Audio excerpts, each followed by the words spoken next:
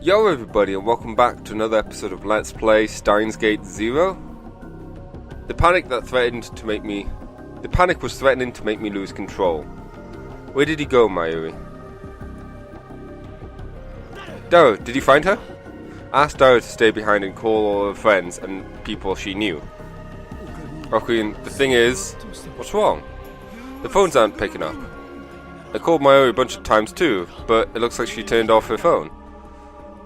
That's not it. It's not just Mayushi. I can't get a hold of anyone. Actually, my phone has 0 bars this whole time. What? I took up my own phone. Mine's not getting any service either. Me too.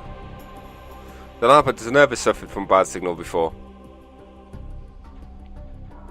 Went to the roof and even tried holding our phones up to the sky, but the result was the same. It doesn't work on the roof either. I can't get any signal, even outside. Daro looked for the news on the internet. For the internet, whatever. Thankfully, the internet connection was still active. Hey, there's breaking news. There was an article on the top page of Taboo talking about a large-scale cell phone service outage. Wait, what is this? All cell phone towers in Akihabara for all carriers have stopped working. All carriers? Is that possible? It didn't seem possible to me, not under normal circumstances anyway. The events of a year ago, in the Alpha World line, flashed through my mind. That night, when Mayuri was mercilessly killed and all the safety I'd ever believed in was stripped away, that night, when all the pain began, started with a bomb threat at Akihabara Station that shut down the train system. Someone did this deliberately? Something terrible was about to engulf Akihabara. That was the feeling I had. I tried my best to to fight off the flashback. Now wasn't the time to be scared. I needed to find Mayuri. I couldn't leave her alone out there. I gritted my teeth to fight off all the trauma I was carrying, and raised my head. Daro, the internet's still working, right? Oh yeah, I'm talking to Luca and Amashi online right now. Okay, they should be willing to help look for Mayuri. I'm going to look around again. Hold on. There's another thing that's bothering me. I went on that channel to look on information on the outage, and someone cracked the occult board. Oh yeah.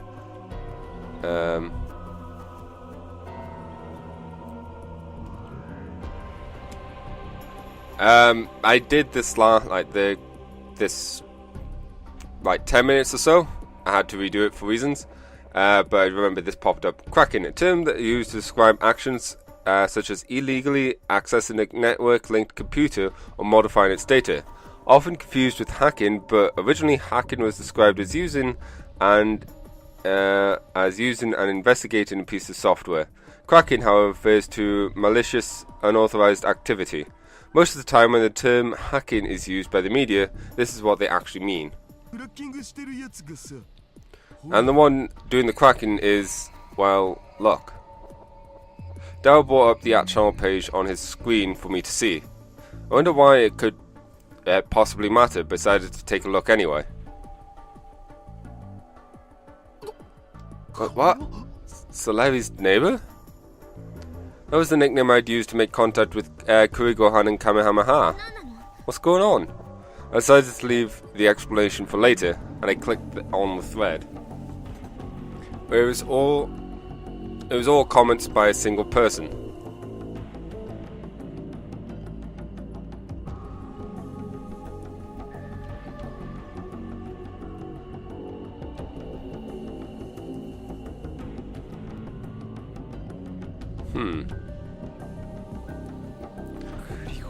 To Solari's neighbor, it appears that we twins will now be temporarily driven from the place we once belong. The place where we belong, so I may not be able to come back here anymore.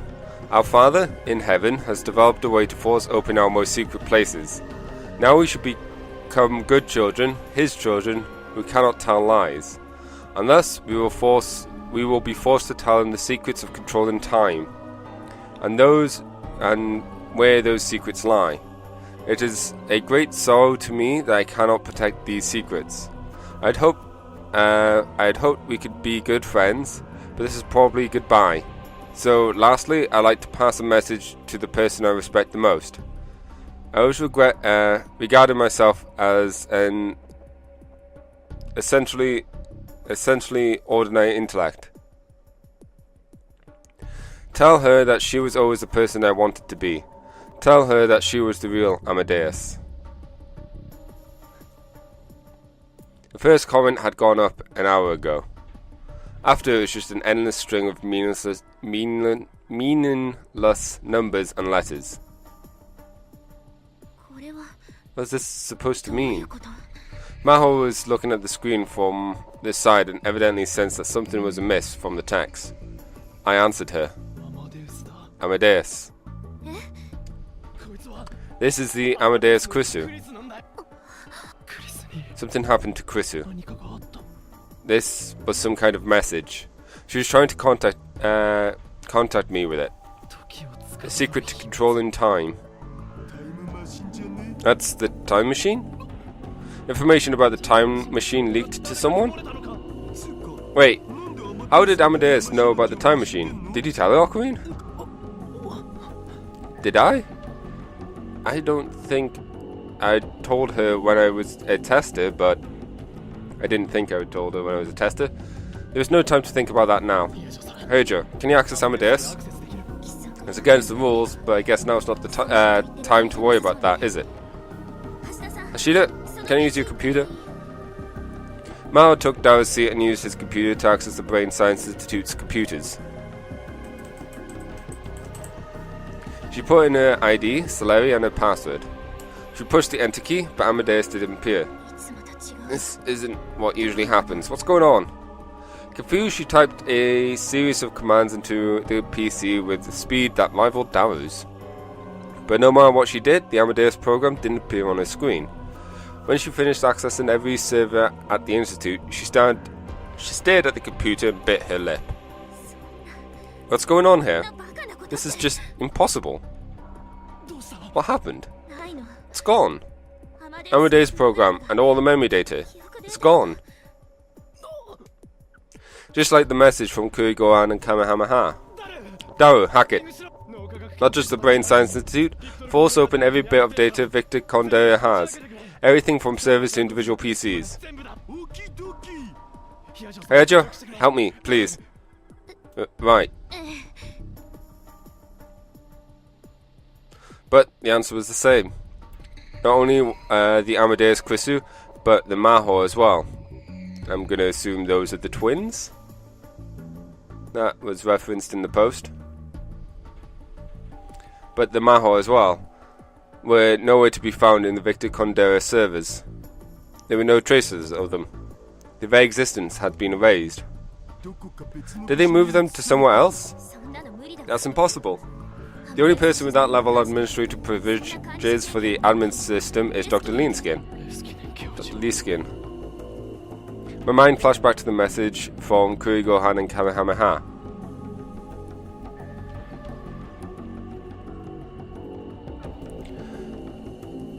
Who was the Our Father in Heaven whom Krisu had spoken of? If Amadeus considered anyone to be a father, it would be...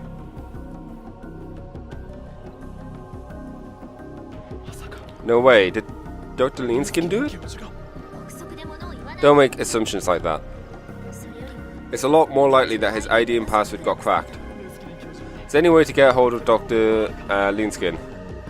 The phones weren't working, and there was no way to tell when he would see an email or if he would respond. Mao was thinking hard, but didn't seem like she was having any luck. We were getting nowhere. I was concerned about Mayu, but I couldn't ignore the danger that was right in front of me. For now, I'll go to the radio building. If Chris's warning is right, that's what they'll be after. I'll go too. You and her just stay here and gather information. Mayu might come back. But if something happens, run. I gave my orders and ran out of the lab towards the radio building.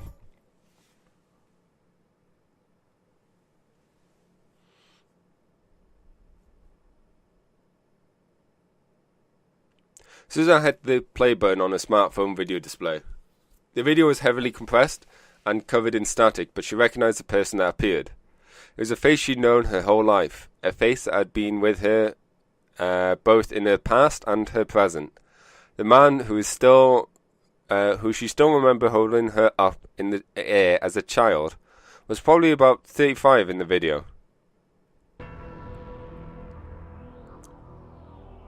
Hey Suzaha, how you doing?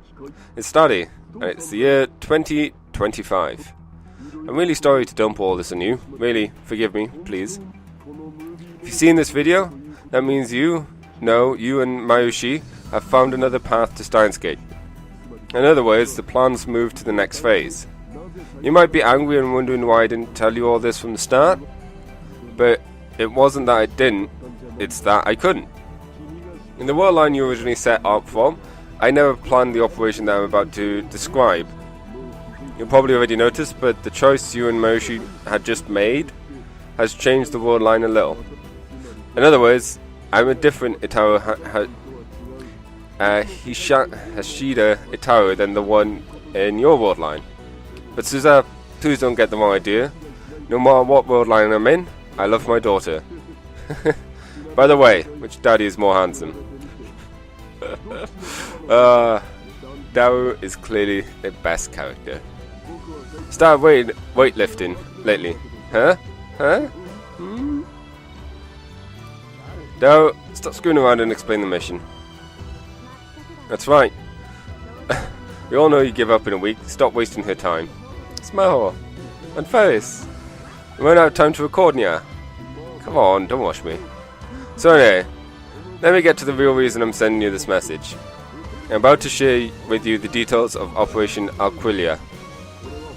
This is going to take everything you've got, and not a single mistake will be allowed. Pay attention and don't miss a word. Got it? Suza paused the video there. If he was telling her to pay attention, it must be important. If she was going to memorize it all, she needed to calm down. To be honest, getting the video from her dad in 2025 had made her really excited. It felt like her father was telling her that the plan she'd come up with on her own was the right one. That's why she needed to pay careful attention.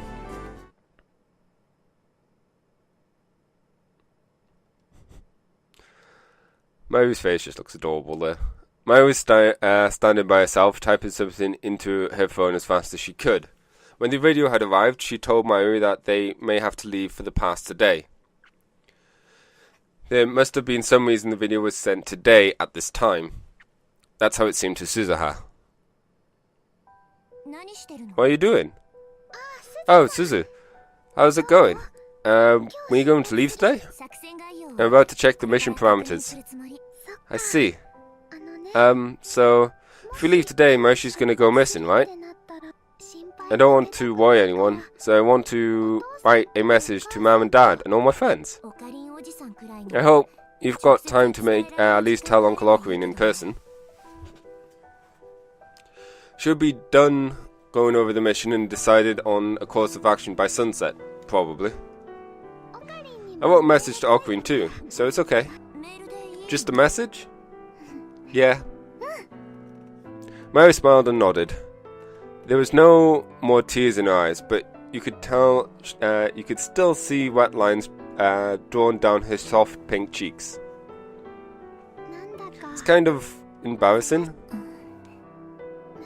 But you know, I wrote this message, and then I realized maybe I can't send it. So now I'm not sure what to do. Why? I can't get signal. Maybe this is a dead zone. It can't get signal? Suza looked at the screen on Mayu's phone. There wasn't a single bar on the antenna. That's strange, you can always get signal up here. Suza took out her own phone to double check. Mine too. When she saw that Mayu was using a different cell carrier than her, she frowned. I've got a bad feeling about this. She told Mayu to hide behind the time machine and silently moved against the iron door leading to the stairs. She opened it a crack, taking care not to let it creak.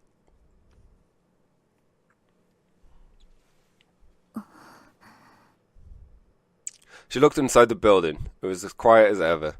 There was nothing on the floor below but the room for events and some storerooms. So on weekdays like this, it was always quiet. Did I imagine it?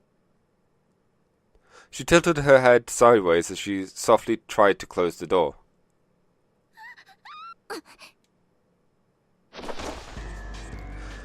At Mayu's scream, she turned around, just in time to see armed agents camouflaged jumping over the fence.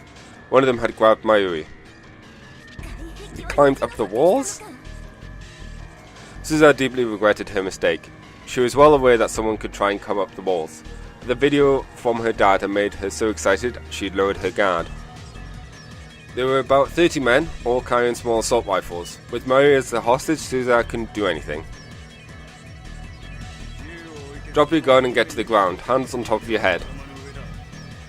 One of the men gave her an order in a cold voice.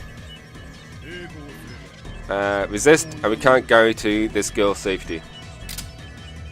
He pulled Mayu close and put the gun to her head, then flipped off the safety. Damn it. She had no choice but to obey. Suza took the gun out of her holster and put it on the ground. She then took a pose where she couldn't resist. Don't talk, they'll kill you if they have to. I'm just fine. From the way they moved, she could easily tell they were veteran professionals. That meant that they were certainly after the time machine and probably well aware that only Susaha could operate it. That, Susaha decided, meant they wouldn't kill her if they didn't have to. The man who'd spoke to her first, who was probably the leader, knelt down next to her. She was searched roughly to make sure she wasn't carrying any other weapons. I'm a girl, you know, show some respect. They took the other small pistol she carried for emergencies, as well as several different kinds of knives. Target 2 and Target 3 have been secured. What about you? The leader spoke to the group of men gathering around the time machine. Target 1 secured, it's locked, and everything we try is met with an error. Several men had gone inside the machine as well. Even the hatch open had been Suza's own mistake, but still, it upset her to see them inside the machine. It's no use, I won't listen to anyone but me. Stand up. The leader kicked her with the heel of his boot. Keep your hands where they are, move slowly, try anything and we'll kill the hostage immediately. When she stood up, her hands were handcuffed behind her back.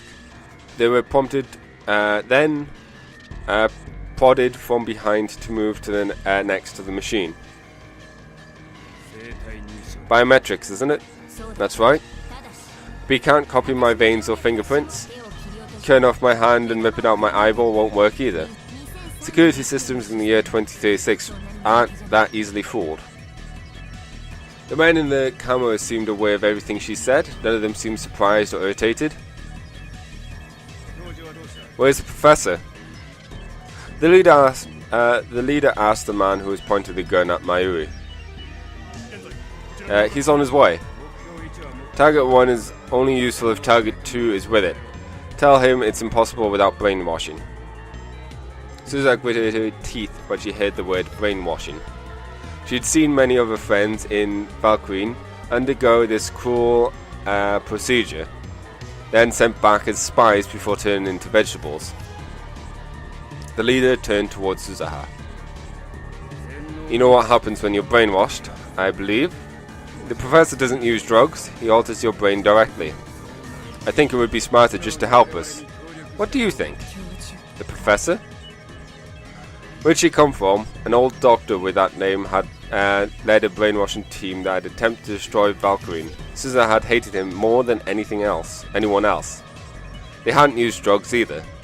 It was safe to assume that both professors were the same person. Fine.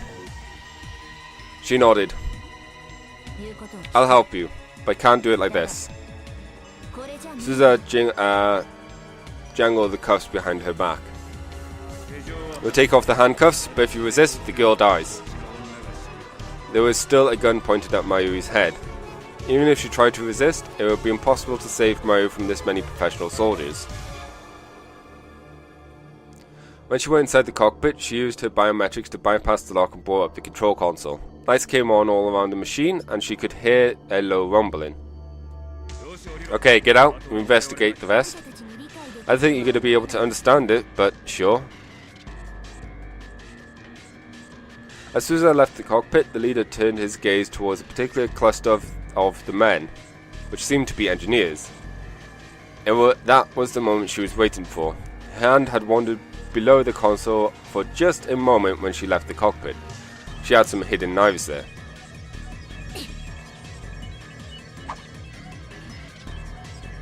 Without making a sound, she threw it at the leader.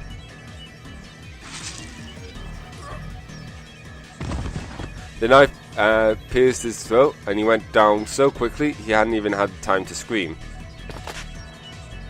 She quickly readied another knife and darted between the men in camo. Her target was the man pointing the gun at Mayuri's head.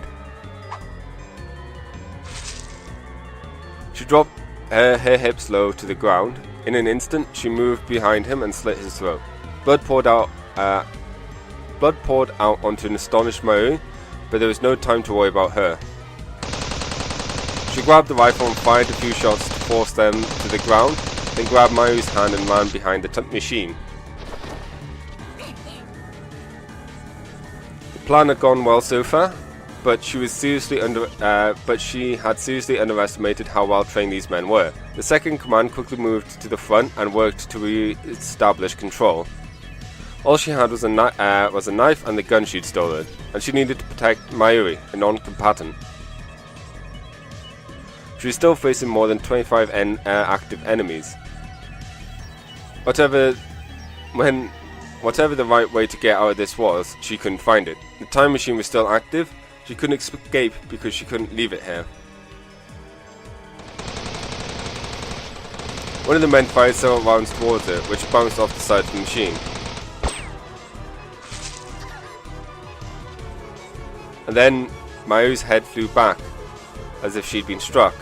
A spurt of blood came out. Big Sis Mayu! Her cute face was turning blood red. One of the rounds had grazed her after it ricocheted. She was clutching herself with her arms, and her expression was completely blank. Her tiny body was shaking. Suzuha couldn't blame her. She fired back at the enemy, but they kept drawing closer. I've been through a lot of fights, but I didn't think I've ever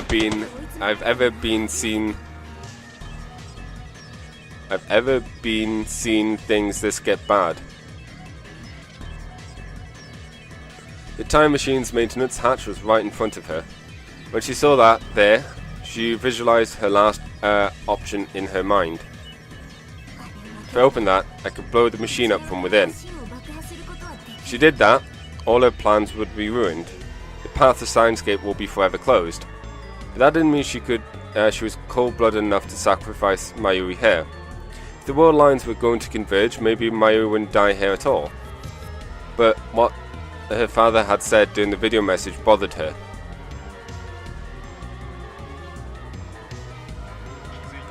Probably already noticed, but the choice you and Moroshi made here has changed the world line a little. In other words, I'm a different Utaru Hishida than the one in your world line. Which meant that Suzuha had no proof that Mayu would be alive in 2036 now. Had the world line really changed? Of course, for the sake of the Operation Aqua, she hoped it had. But that would mean she wouldn't be able to move from this place. Imagine the worst case scenario. The worst case scenario?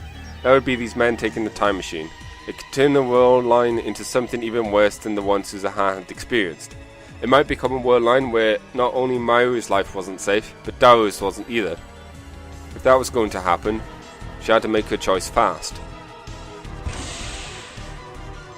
She kept a careful eye on the men, and as soon as she saw an opening, she opened the maintenance hatch biometric lock. She could see part of the engine, which was still giving off quite a rumble. She turned her gun sights on it. Fortunately, the unit that created the Care Black Hole still wasn't active.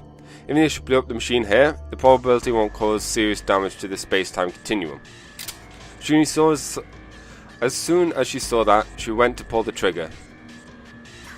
No. And Mayuri's voice stopped her. Don't destroy it. Don't stop me, I've already made my decision. Mayuri had stopped her once before, and once again she hesitated for just another instant.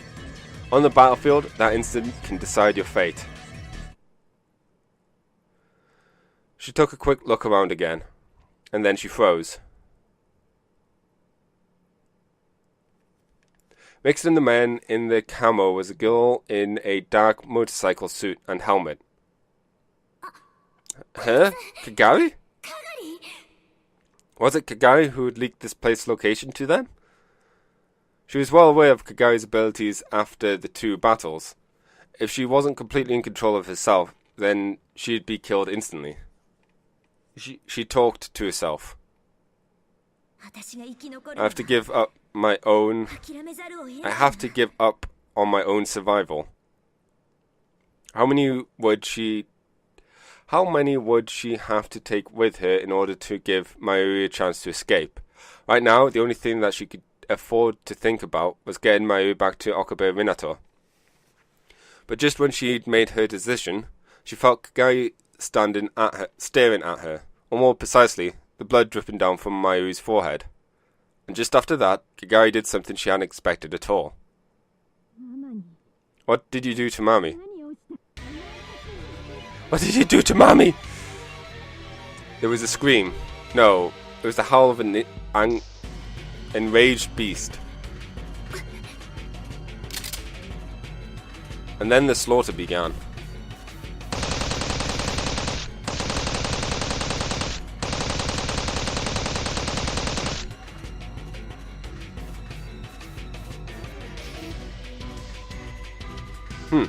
It was a very tame slaughter. Kagari grabbed the second command's head with her left hand. With her right, she seized her rifle. After she fired, there was a very little left of his head. The rest of him dropped to the ground. What are you doing? She slammed the piece of tire flesh that was once been a man's head into the ground, and there was no warning as she leaped as she leaped from one screaming man to another. She fired her gun into every one of them.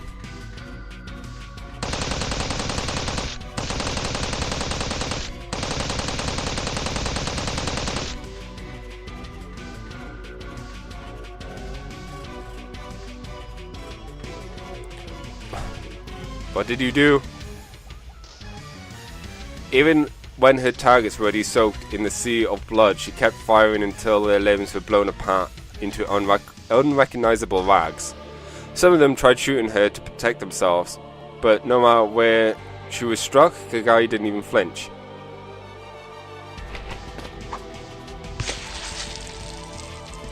When her magazine ran dry, she drew forth long military-style cleavers. Holding one in each hand, she used them and her military combat training to slaughter anyone she saw. Their entrails were scattered all around the twilight rooftop, covering her whole body in blood and bits of flesh. Don't look, cover your eyes too. Suza held Mayuri's head tight to her chest. Mayuri was shaking from fear, but she did as she was told and clamped her hands down over her ears. Even so, she could probably still hear the sounds of ripping flesh and shattering bones. She's not even human anymore. Even Suza had gone stone cold in shock. During all her time in combat, she'd never seen a one-sided slaughter like this. She experienced this when they fought, but Kagari seemed to feel no fear or pain. She seemed to focus all her energy on killing her opponent. It was often said that humans unconsciously avoided using all their muscle power to protect their own body, but Kagari seemed to lack that compatibility.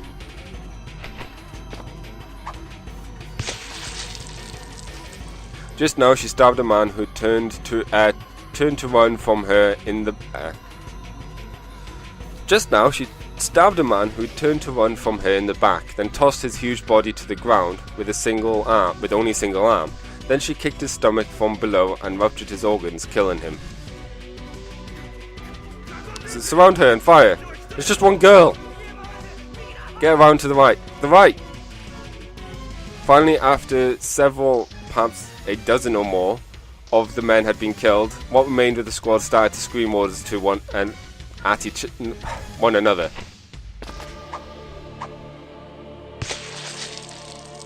With terrifying reflexes, she dodged between their shots and brutally murdered several more, but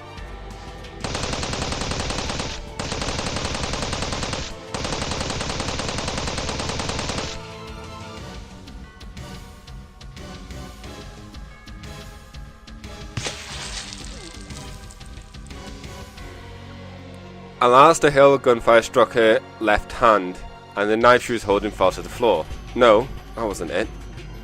It wasn't the knife that fell, it was the entire left hand.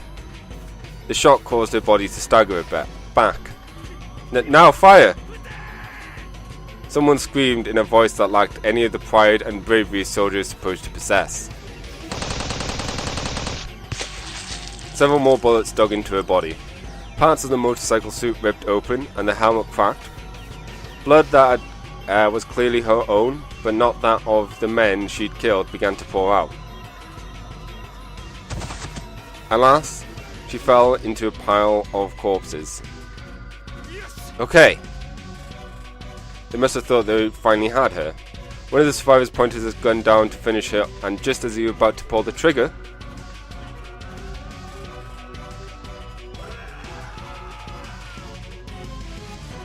her bestial roar and the man's terrified scream overlapped in a horrible canopy.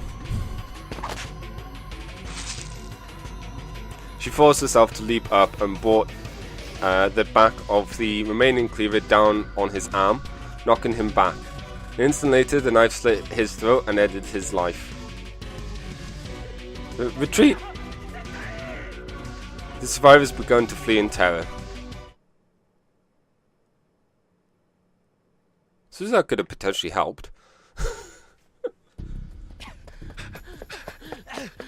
Oh well.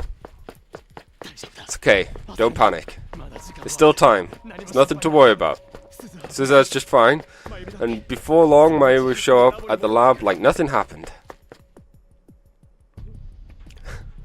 When I reached the radio building, I realized that many people in the crowd of pedestrians were holding their phones up to the sky. There was evidently no service near the station either.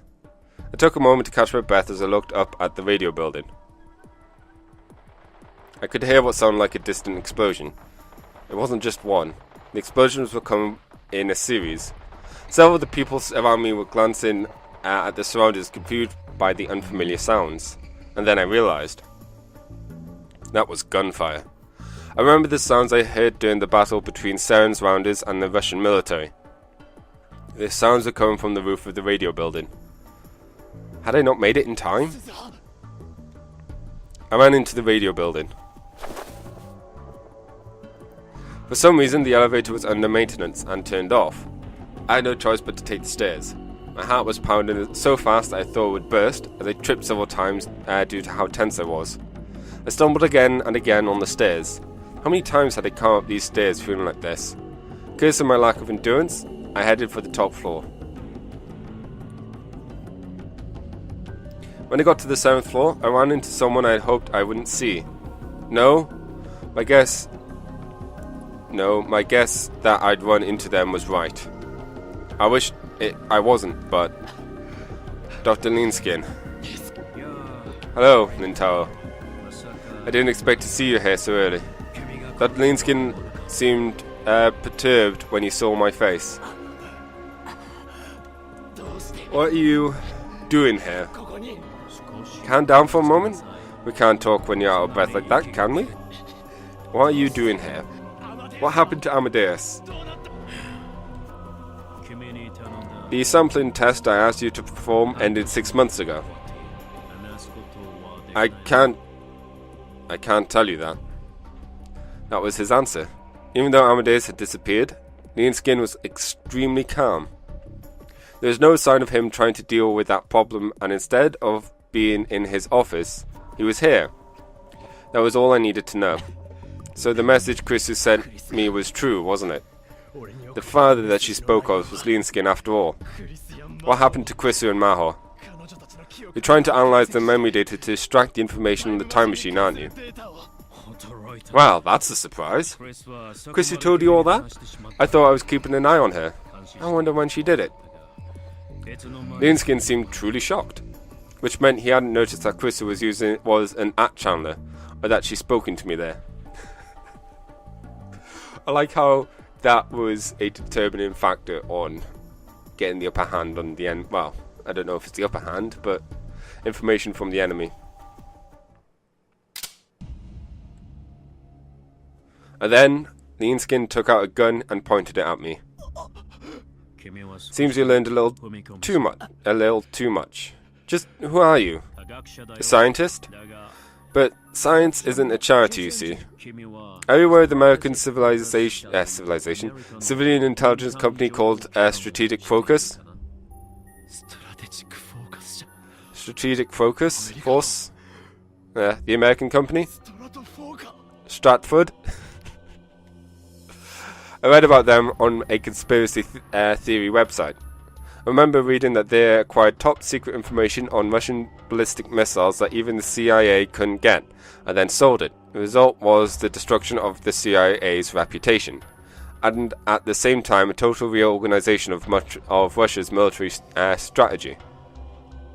I'd even heard rumors that during the Gulf and Iraq wars, they obtained information about the warring countries faster than anyone and spread it as needed. The world government supposedly called them the Shadow CIA. So he was going to use Amadeus for military purposes? Was everything he'd said at the semester just paltius and lies?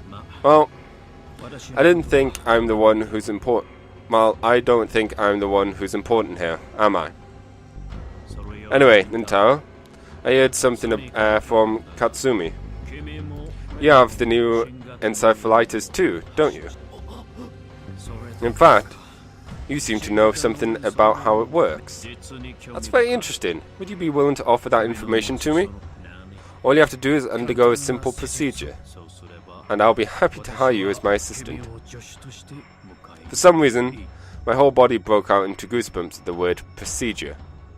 The Dr. Linskin I knew, the man with the childlike mischievous heart and the deep scientific curiosity, the man who had been so kind to me, the man I'd respected, was gone.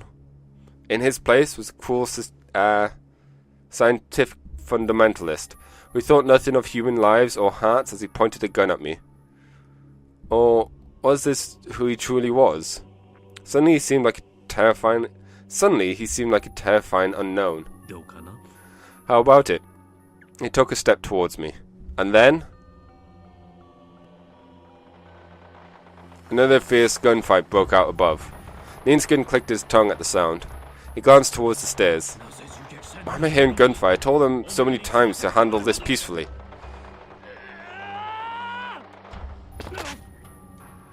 I took advantage of the distraction. Luckily, I was still on the staircase. I tackled his legs as hard as I could, and he lost balance and fell. Yeah. He hit his head on one of the stairs, and after a moment's jerk, stopped moving at all. He might be dead, but I didn't care anymore. I'd become a murderer many times already. Take the gun and shoot him in the leg just to be on the safe side, or at least the foot. Or the hand. When I opened the door, what I saw was a vision from the heart of hell itself. You know what? I'm going to end this episode here. Thank you all for watching, and I'll catch you in the next one.